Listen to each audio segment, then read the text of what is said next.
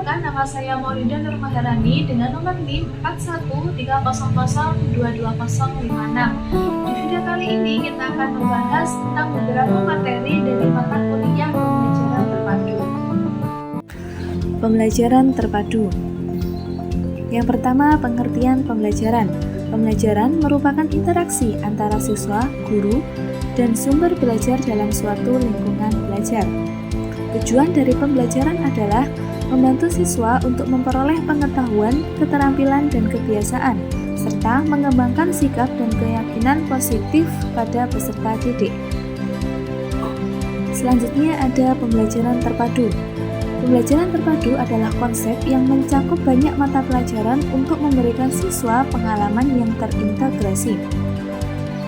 Dalam pendekatan ini, berbagai bidang dari mata pelajaran yang berbeda digabungkan menjadi satu, sehingga siswa dapat mengetahui hubungan antar bidang studi dan menerapkan pengetahuan tersebut secara komprehensif atau menyeluruh. Tujuan utama dari pembelajaran terpadu adalah memadukan kurikulum dari berbagai mata pelajaran, sehingga siswa mampu memahami keterkaitan mata pelajaran yang telah dipelajari serta menerapkannya dalam kehidupan sehari-hari. Selanjutnya ada beberapa prinsip dari pembelajaran terpadu. Yang pertama, kurikulum tersembunyi. Maksudnya, peserta didik tidak hanya terpacu pada satu bahasan saja. Yang kedua, subjek pada kurikulum. Perlunya memperhatikan dalam pemilihan topik atau tema belajar, waktu belajar, serta penilaian kemajuan peserta didik. Yang ketiga, lingkungan belajar. Saat di kelas, guru bisa memberikan kebebasan bagi peserta didik untuk berpikir dan berkreatif. Yang keempat, ada pandangan dunia sosial. Masyarakat seharusnya memberikan wawasan untuk mengembangkan pembelajaran di sekolah. Dan yang terakhir, nilai dan sikap. Peserta didik bisa memperoleh sikap dan norma dari masyarakat, baik di rumah maupun di sekolah, baik secara verbal maupun non-verbal. Selanjutnya ada beberapa implikasi dari pembelajaran terpadu. Yang pertama, meningkatkan keterkaitan antar mata pembelajaran terpadu dan mengetahui bagaimana konsep pembelajaran yang telah mereka pelajari. Yang kedua, meningkatkan keterampilan berpikir kritis. Dalam pembelajaran terpadu memungkinkan siswa untuk mengembangkan keterampilan berpikir kritis dan analitis, karena dalam pembelajaran tersebut mereka harus mempertimbangkan berbagai sudut pandang dan memecahkan masalah yang kompleks. Yang ketiga, meningkatkan keterampilan sosial dan kerjasama. Dalam pembelajaran terpadu memungkinkan peserta didik untuk bekerja sama dalam kelompok dan mengembangkan keterampilan sosial seperti komunikasi, kerjasama, dan kepemimpinan. Dan yang terakhir, pembelajaran terpadu juga dapat meningkatkan motivasi belajar siswa, karena mereka dapat melihat bagaimana konsep-konsep yang mereka pelajari dan kemudian diterapkan dalam kehidupan sehari-hari. Pembahasan kedua yaitu tentang hasil wawancara guru terhadap pembelajaran terpadu. Selanjutnya, bagaimana definisi pembelajaran terpadu dan mengapa pembelajaran terpadu tersebut dikatakan penting. Nah, dikatakan penting karena pembelajaran terpadu itu dapat memadukan antara mapel satu dengan mapel yang lain. Kemudian cara untuk mengintegrasikan pembelajaran terpadu itu biasanya digunakan pada mapel bahasa Indonesia dan mapel matematika. Bisa seperti contoh menghitung jarak dengan menggunakan soal cerita. Selanjutnya, apa saja tantangan yang dihadapi guru dan bagaimana cara mengatasi tantangan tersebut dalam menerapkan pembelajaran terpadu. Nah, guru biasanya sering mengalami kesulitan dalam menerapkan pembelajaran terpadu, yaitu terkait perbedaan pemahaman mata pelajaran. Nah, biasanya itu pada kelas 1 dan kelas 3 pada mapel PKN dan Bahasa Indonesia, murid itu belum terbiasa dengan perbedaan tersebut. Nah, jadi murid itu belum bisa membedakan materi atau memecahkan materi antara mana yang mapel Bahasa Indonesia dan mana yang mapel PKN. Nah, pada gabungan dari kedua mapel tersebut, siswa dituntut untuk mengembangkan sikap kreatif yang mereka miliki. Selanjutnya, bagaimana cara meningkatkan keefektifan dalam melakukan Pembelajaran terpadu dapat dikatakan efektif jika peserta didik itu merasa aman dan paham tentang materi yang telah dipelajari. Jadi mereka akan merasa termotivasi serta rasa ingin tahunya lebih minat terhadap apa yang telah mereka pelajari. Jadi mereka lebih merasa tertarik pada pembelajaran dan bagaimana pembelajaran tersebut dilakukan.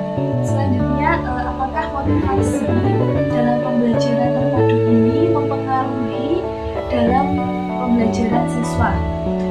Nah, gabungan beberapa mata pelajaran dalam pembelajaran terpadu dapat memotivasi peserta didik untuk bertanya dan berpikir, serta membedakan mana yang termasuk bahasa Indonesia dan mana yang termasuk pembelajaran matematika. Nah, hal tersebut maka akan meningkatkan rasa ingin tahu mereka dan keterlibatan mereka dalam pembelajaran.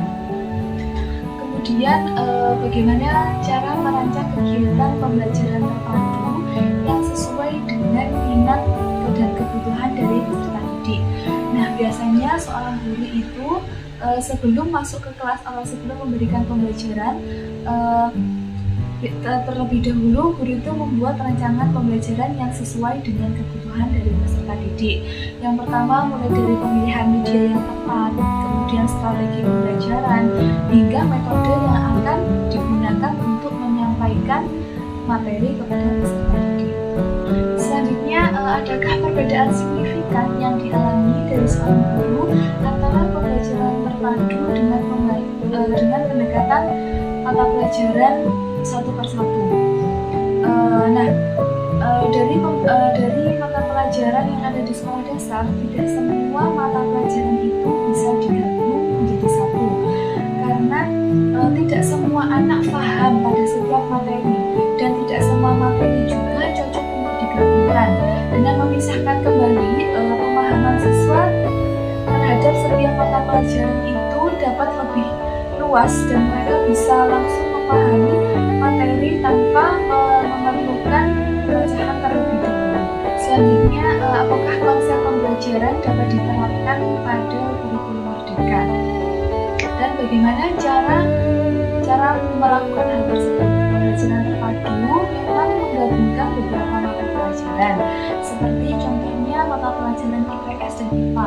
Namun terkadang sulit bagi guru karena penilaian dalam rapor itu masih membedakan antara mata pelajaran IPA dan mata pelajaran IPS. Tapi dalam penentuan nilai tergantung pada kekreatifan guru, terutama pada kurikulum merdeka yang mana tidak memiliki buku pegangan. Dan selain itu, guru juga perlu mengikuti konsep pembelajaran terpadu dengan baik agar bisa memberikan penilaian yang sesuai terhadap yang telah ditentukan. Dan pembahasan yang terakhir mengenai penelitian tindakan kelas, khususnya pada konteks pembelajaran terpadu. Nah, penelitian tindakan kelas adalah suatu metode penelitian yang digunakan oleh guru dalam melakukan pembelajaran pada kelasnya untuk memperbaiki proses pembelajaran dan meningkatkan hasil belajar pada siswa. Nah, tujuan dari penelitian tindakan kelas adalah mengidentifikasi masalah-masalah yang ada dalam suatu pembelajaran serta merencanakan tindakan perbaikan untuk melakukan tindakan yang lebih baik serta mengevaluasi hasilnya. Dalam konteks pembelajaran terpadu, penelitian tindakan kelas dapat digunakan untuk mengatasi tantangan dan meningkatkan efektivitas pembelajaran terpadu. Pembelajaran terpadu adalah pendekatan pembelajaran yang mengintegrasikan beberapa mata pelajaran atau disiplin ilmu dalam suatu tema atau suatu topik. Dalam menggunakan penelitian tindakan kelas, guru dapat melakukan penelitian untuk mengevaluasi dan meningkatkan pembelajaran terpadu pada kelasnya. Dalam penelitian tindakan kelas, guru dapat melakukan langkah-langkah seperti berikut. Yang pertama, mengidentifikasi masalah dalam pembelajaran terpadu. Kemudian merencanakan tindakan perbaikan yang sesuai dengan konteks pembelajaran terpadu. Kemudian melaksanakan tindakan tersebut dan yang terakhir mengevaluasi hasil. Guru juga dapat melibatkan siswa dalam proses penelitian tindakan kelas ini, sehingga siswa dapat aktif dan berpartisipasi dalam perbaikan pembelajaran terpadu. Dalam konteks